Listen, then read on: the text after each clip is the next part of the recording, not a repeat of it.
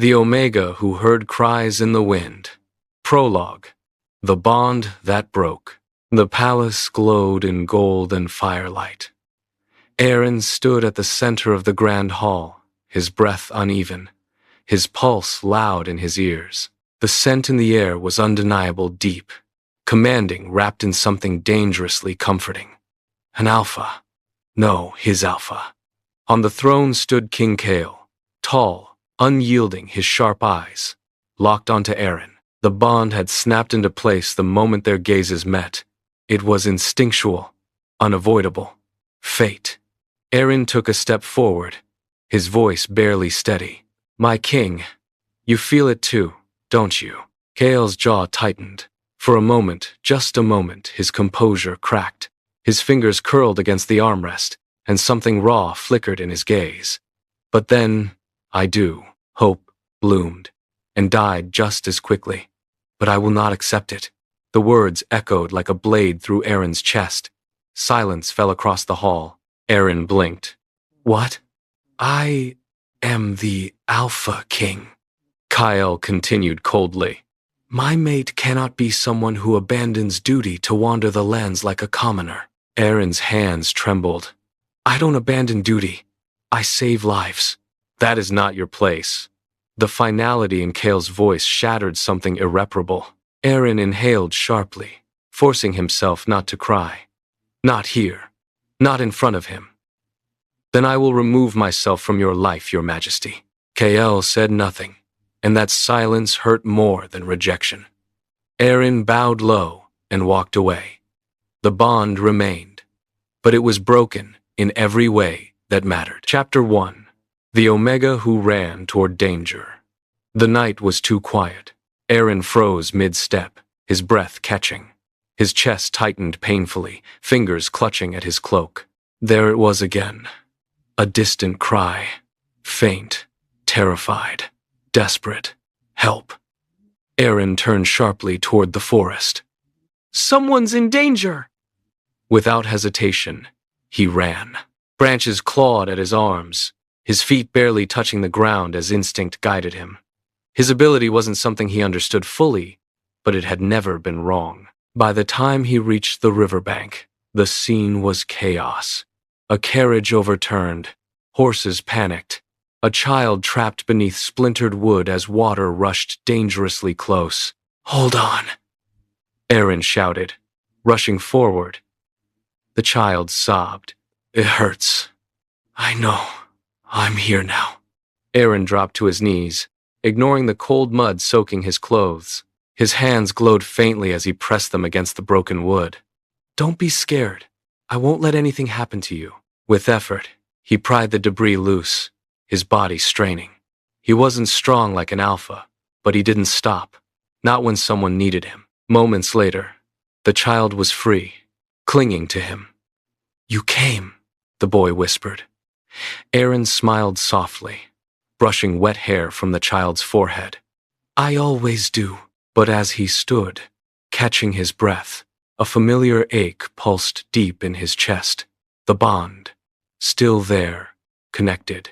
Aaron looked away, forcing thought down. "That part of my life is over," he murmured, even if his heart hadn't gotten the message. 2. The king who couldn't forget. Kale stood alone in the war room. Reports lay scattered villages, attacked people missing unrest, spreading like wildfire. And in every report there was a pattern. "He arrives before disaster," his advisor said quietly. Kale's eyes darkened. "Who?" "The Omega." Silence. "He's saved hundreds, your majesty. Perhaps thousands by now." Kyle's fingers tightened. He already knew. Of course he did. The bond never let him forget. Every time Aaron was near danger, Kyle felt it. Every surge of fear, every flicker of pain. And yet Aaron never came back. "Where is he now?" Kale asked. The advisor hesitated. "Near the southern forest. There are rumors of flooding." Kale turned immediately. "Prepare my horse, your majesty." The advisor blinked. "You're going yourself?" Kale's voice was low, resolute. "I've already left him once." His eyes hardened. "I won't do it again." Chapter 3. When Fate Crosses Again. The storm was merciless. Rain lashed against Aaron's skin as he struggled through rising water. "There are still people trapped," he whispered, panic creeping in. He couldn't reach all of them in time. For the first time, Aaron felt fear. Not for himself, but for failing them. Suddenly, strong arms caught him from behind, steadying him. "You'll drown if you keep going." Aaron froze. That voice. Slowly, he turned. Kyle stood there, soaked, breath heavy, eyes filled with something unfamiliar. "Guilt." "Your Majesty," Aaron said, his tone turning cold. Kale flinched. "I'm not here as your king," he said quietly. "I'm here for you." Aaron's gaze sharpened. "You lost that right." Kale nodded, pain flickering across his face. "I know." A distant scream cut through the tension. Aaron didn't hesitate. "Then prove it." Kale didn't ask what he meant. He simply ran beside him. Chapter 4. Breaking and Mending. They worked without rest. Kale lifted debris like it weighed nothing. Aaron guided survivors, his voice calm even as exhaustion crept in. At one point, Aaron stumbled, and Kale caught him instantly. "Careful." Aaron stiffened. "Let go." But Kale didn't. Not immediately. His grip tightened slightly, as if afraid Aaron would disappear. "I was wrong." Aaron's breath hitched. Kale's voice was low, raw. "I chose power over you, pride over truth, and I've regretted it every day since." Rain poured around them, but neither moved. "You don't get to fix this with words," Aaron said, though his voice trembled. "I know," Kale whispered. "That's why I'm still here." Aaron looked at him, really looked. At the exhaustion in his eyes, at the sincerity, at the way he hadn't left. "Even now, you hurt me," Aaron said softly. Kyle's expression broke. "I know, and I don't know if I can trust you again." Kyle swallowed. "Then don't."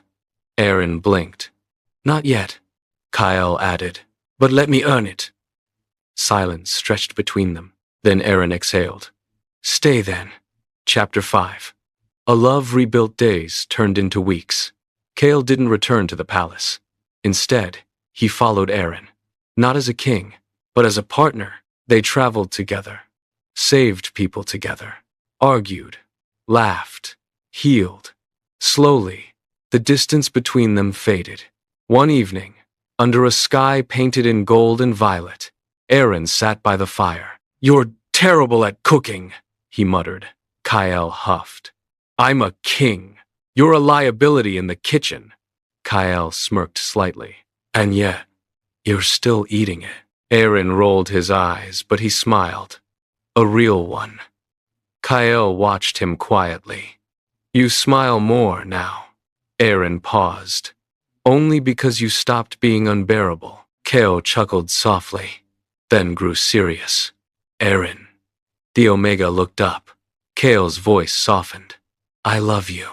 The words hung in the air, heavy, undeniable. Aaron's heart pounded. "You don't get to say that lightly." "I'm not," Kale replied. "I've loved you, even when I was too foolish to admit it." Aaron stood slowly, walking toward him. "You broke me once." Kyle nodded. "I know." Aaron stopped inches away. "Don't do it again." Kyle's voice was firm. "I won't." And this time, when Kyle reached for him, Aaron didn't pull away. Epilogue. The bond that healed. The kingdom changed. Omegas were no longer hidden. Alphas no longer ruled alone. And at the heart of it all was an Omega who heard cries before they happened, and an Alpha who finally learned to listen. One night, as they stood overlooking the quiet village they helped rebuild, Kyle spoke softly. "Do you still hear them?" Aaron nodded. But now he said, intertwining their fingers, "I'm not alone when I answer." Kale pulled him closer, resting his forehead against Aaron's. "I'll always be with you." Aaron smiled faintly. Make sure you are. And under the vast, endless sky, their bond, once broken, finally became whole.